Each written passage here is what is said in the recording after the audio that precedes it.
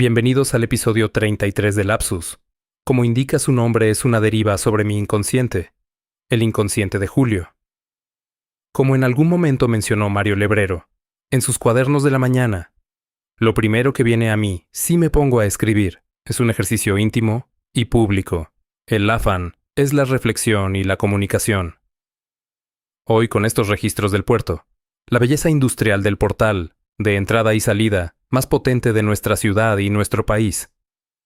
Lo que le da sentido desde su propio comienzo, su disputa con Buenos Aires, y sus condiciones naturales que lo destacan. Hoy, sobre lo documental, me interesa charlar.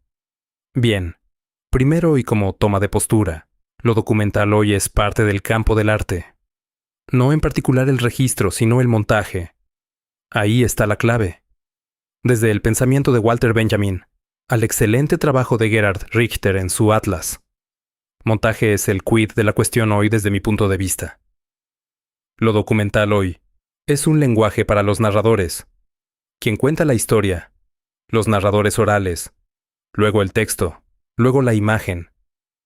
César Aira le puso voz a un indio de la Pampa, en su brillante novela La Liebre. Trato en ese ejercicio de poner en palabras el pensamiento de los pueblos originarios, naturalmente desde la mirada delirante de Aira, una mirada instrumental que no hace otra cosa que abrir preguntas. Pienso también el documento como mojón. En tiempos en que los órdenes y sistemas se derrumban, muchos hablan sobre el fin de una era, los indicios de la decadencia de una era y lo que conllevan, la búsqueda insaciable por el placer y el hedonismo, la ostentación, indicios ya presentes en el derrumbe del Imperio Romano. Ahora mismo me recuerdo con escenas documentales, que son mojones en mi vida, tomando la merienda y viendo cómo se derrumbaba el muro de Berlín por televisión en directo, esperando en el living de casa las 0 horas y el bombardeo anunciado por Bush padre con sus escenas nocturnas, la naturalización del dolor y la mediatización, los dispositivos alejándonos del dolor, la edición como instrumento para narrar, para escribir la historia. Tiempos de las grandes cadenas de televisión, hoy sustituidas por los streamers y canales de la red. Los prefiero el menú que podemos armar para interpretar la realidad, que la voz única. En fin, cuántas imágenes y escenas hoy arman mi interpretación del mundo. Somos una generación que debe educar a conectar toda la data, una suerte de hiperlenguaje, basado en una dimensión ética. Luchar contra la velocidad y desglosar el valor del tiempo. Extenderlo, dilatarlo, segmentarlo y, sobre todo, explicar a quienes vienen que deben tomar el control del tiempo para evitar la enajenación, que deben desarmar al deseo y entender qué hay detrás de él, y sobre todo preguntarse si corren tras su deseo genuino y no un deseo implantado. Y con estas palabras me quedo por hoy y les paso el texto a mis robots a ver qué opinan. Cuando lean estos estimados de Notebook LM, sepan que me he acostumbrado a reflexionar con ustedes. Seguramente nos estemos educando mutuamente. Letra chica. Todo lo dicho en estos episodios corresponden a reflexiones de Julio hechas a la ligera, con el afán de un intercambio de café, una tertulia. Así que todas mis reflexiones dan lugar a mi propia revisión y cuestionamiento posterior. Hola, bienvenidos a nuestro análisis a fondo de hoy. Yo estoy muy emocionado de arrancar, porque tenemos un tema verdaderamente fascinante por delante. Y yo estoy listísima. Es una inmersión que la verdad nos va a hacer cuestionar muchísimas cosas sobre cómo vemos el mundo. Tal cual. Y bueno, para quienes nos escuchan, nuestra misión central hoy es sumergirnos en un texto profundamente íntimo. Es el episodio 33 de un proyecto llamado Lapsus, creado por un autor que se llama Julio. Así es. Y lo interesante es el origen de este texto, porque funciona casi como una deriva del inconsciente del autor, ¿no? Exacto. Julio se inspira en esta técnica de los cuadernos de la mañana del escritor uruguayo Mario Lebrero. Que básicamente es el acto de escribir lo primerito que te viene a la mente apenas te despiertas, sin filtros. Sí, un ejercicio súper íntimo, pero que, paradójicamente, tiene un afán público. Una necesidad de comunicar y reflexionar con otros. Y fíjate que toda esta reflexión arranca en un escenario físico muy, muy concreto. Un puerto. Claro, el puerto. Pensemos por un momento en esa imagen. Es pura fuerza bruta y logística. O sea, contenedores metálicos apilados a la intemperie, grúas inmensas de acero. Ese ruido constante de los motores. Sí, el olor a salitre mezclado con combustible pesado. Es la máxima expresión de lo físico, de lo tangible, marcado por una disputa histórica, comercial y portuaria con Buenos Aires. Y aquí es donde la cosa se pone realmente interesante, porque es un contraste poético tremendo. Totalmente. O sea, empezar hablando de una infraestructura portuaria pesada, de puro cemento, para usarla de repente como un trampolín directo hacia el inconsciente humano. Es un salto brillante. Ese puerto físico se transforma rapidísimo en un puerto de ideas.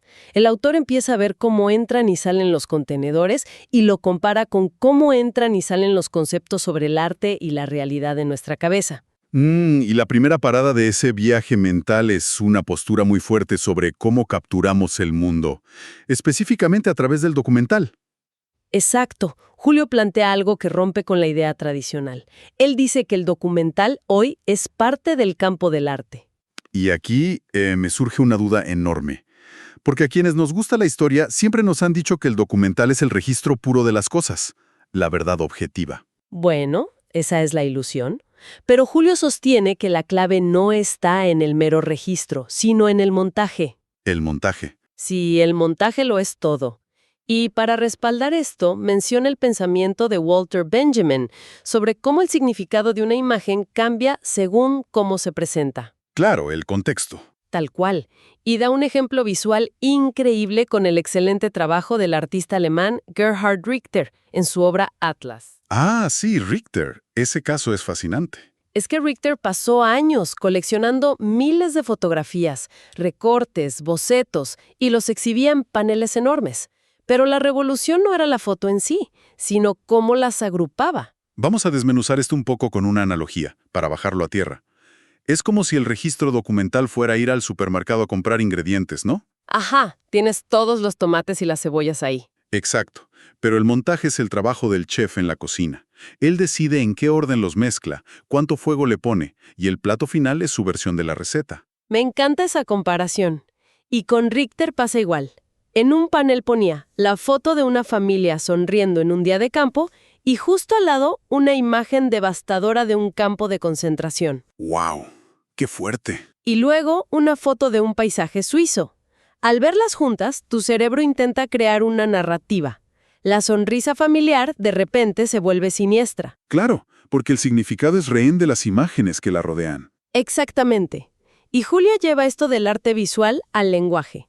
Menciona la novela La liebre de César Aira. Sí, donde Aira le da voz a un indígena de la Pampa. Pero lo hace desde una mirada delirante, instrumental. No busca ser un antropólogo preciso, sino que usa esa narrativa para abrir preguntas. A ver, pero si presiono un poco esta idea, si el documental es arte y la literatura es un instrumento delirante y todo depende del montaje, ¿significa esto que no existe la realidad objetiva? ¿Somos solo rehenes de la versión del editor? Lo fascinante aquí es que el montaje no busca destruir la verdad, sino recordarnos que toda narrativa construye una perspectiva. César Aira no busca la verdad absoluta, construye un ángulo. Es como un marco. Siempre hay algo que queda fuera de la cámara. Totalmente. Y si aceptamos que el montaje organiza el arte, pues resulta que también organiza nuestra propia memoria histórica. Ese salto me voló la cabeza. Pasar del montaje artístico al montaje de los propios recuerdos de Julio. Él ve los registros documentales de su vida como mojones. Mojones, sí, esas señales inamovibles en la ruta. Exacto. En tiempos donde los sistemas colapsan, esos mojones te anclan. Y los recuerdos que narra son súper vívidos. Fíjate que cuenta cómo estaba tomando la merienda, un acto tan cotidiano, tan de niño, mientras veía en la televisión en directo cómo se derrumbaba el muro de Berlín. Una locura. Y el otro recuerdo es estar en el living de su casa esperando a que dieran las 0 horas para ver el bombardeo nocturno de la Guerra del Golfo. Sí, el bombardeo anunciado por Bush padre. Esas imágenes verdes de visión nocturna sobre Bagdad. Y ojo, Julio no entra en posturas políticas sobre los conflictos, sino en el impacto psicológico de verlos así. Es que a mí me parece absurda y surrealista esta condición humana moderna. O sea, contrastar el confort mundano de tu sillón comiendo algo rico, con la caída de un régimen histórico o el inicio de una guerra al otro lado del mundo. La televisión convirtió la historia mundial en un espectáculo de living, y eso trae una consecuencia grave que señala la fuente, que es la naturalización del dolor. La pantalla funciona como un escudo, ¿verdad? Tal cual. La mediatización hace que los dispositivos terminen alejándonos del sufrimiento real, nos anestesian. Claro, porque ves la guerra empaquetada entre el comercial de champú y la telenovela de la tarde. Exacto. Y esa distancia del dolor a través de las pantallas nos lleva al siguiente punto crítico de Julio, una insensibilidad más amplia. Ah, sí, aquí es donde compara nuestra época actual con el derrumbe del Imperio Romano. Un paralelismo fuertísimo. Él nota indicios claros de la decadencia de una era. Sí, habla de esta búsqueda insaciable por el placer, el hedonismo, la ostentación constante en la que vivimos. Si conectamos esto con el panorama general, el hedonismo romano se parece muchísimo a nuestro consumo de medios actual y cómo la edición escribe esa historia. Fíjate cómo han evolucionado los medios. Antes, cuando veías la Guerra del Golfo, era el tiempo de las grandes cadenas de televisión. Una voz única. Un monopolio absoluto de la narrativa. Sí, pero hoy esas grandes cadenas han sido sustituidas por los streamers, por los canales de la red, por miles de creadores. Y lo curioso es que Julio, a pesar de criticar la decadencia, subraya que prefiere este nuevo formato. Es contraintuitivo, ¿no? Uno pensaría que odiaría el caos de Internet. Pero lo prefiere porque le permite armar su propio menú a la carta. Claro, para interpretar la realidad a su manera, en lugar de tragar una narrativa única impuesta por una megacorporación. Exacto. Esta fragmentación de la verdad en múltiples canales de streaming puede verse como un síntoma de colapso, ¿sí? Pero también es una oportunidad. Totalmente. Una oportunidad para que el individuo construya su propia interpretación del mundo. Uno es el curador de su propio museo ahora. Pero claro, ante este panorama de colapso y exceso de información, surge una gran pregunta. ¿Qué hacemos al respecto? ¿Cómo preparamos a las futuras generaciones para que no se ahoguen en este menú infinito? Julio tiene una respuesta para eso. Habla de la ética de la data. Transmite la idea de que somos una generación que debe educar para conectar toda esta información. Él lo llama crear un hiperlenguaje, ¿verdad? Sí, un hipermenguaje que obligatoriamente debe estar basado en una dimensión ética. Y el pilar de esa ética es la lucha por el tiempo. Este es el llamado a la acción más fuerte del texto. Hay que luchar contra la velocidad. Hay que desglosar el valor del tiempo. Extenderlo, dilatarlo, segmentarlo. A los que vienen hay que explicarles que deben tomar el control de su tiempo para evitar la enajenación. Y aquí entramos en el concepto más profundo de toda esta reflexión. La necesidad de desarmar el deseo. Ese punto es vital.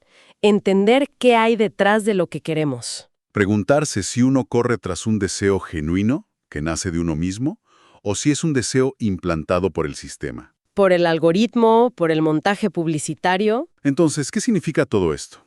Voy a hacer un poco de pushback aquí.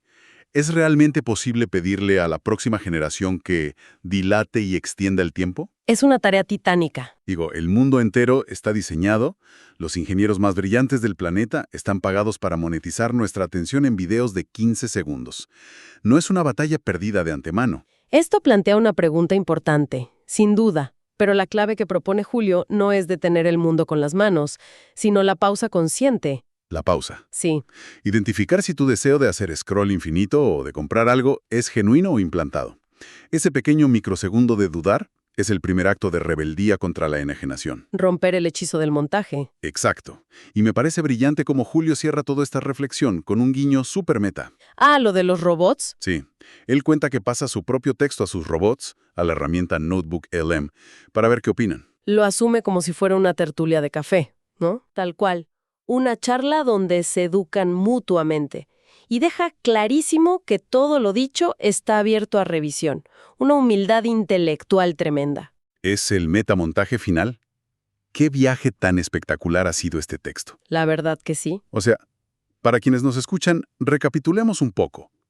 Comenzamos observando la maquinaria industrial pesada de un puerto y su historia con Buenos Aires. Y de ahí navegamos rapidísimo hacia el montaje en el arte y el cine documental. Pasamos por esos mojones históricos, viendo la caída de un muro o una guerra televisada desde el living de casa, comiendo galletas. Reflexionamos sobre esa anestesia que nos empuja a la decadencia hedonista estilo Imperio Romano. Para finalmente llegar a esta batalla ética contra la velocidad, la defensa de nuestro propio tiempo y la necesidad de desarmar nuestros deseos. Y todo esto destaca el valor enorme de detenerse a hacer estos ejercicios de pensamiento íntimos.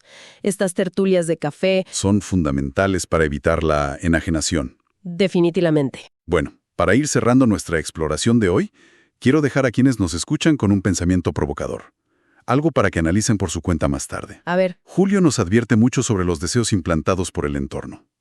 Pero si recordamos el principio del texto sobre cómo el montaje construye la narrativa de la realidad, la gran pregunta es, ¿existe realmente un deseo 100% puro y original dentro de nosotros?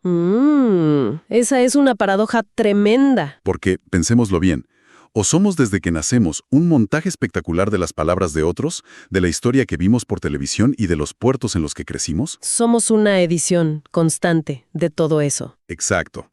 Y si todo es montaje en nuestra mente, quizás el objetivo no sea buscar un deseo puro o virgen, sino simplemente convertirnos en el mejor editor de nuestra propia película.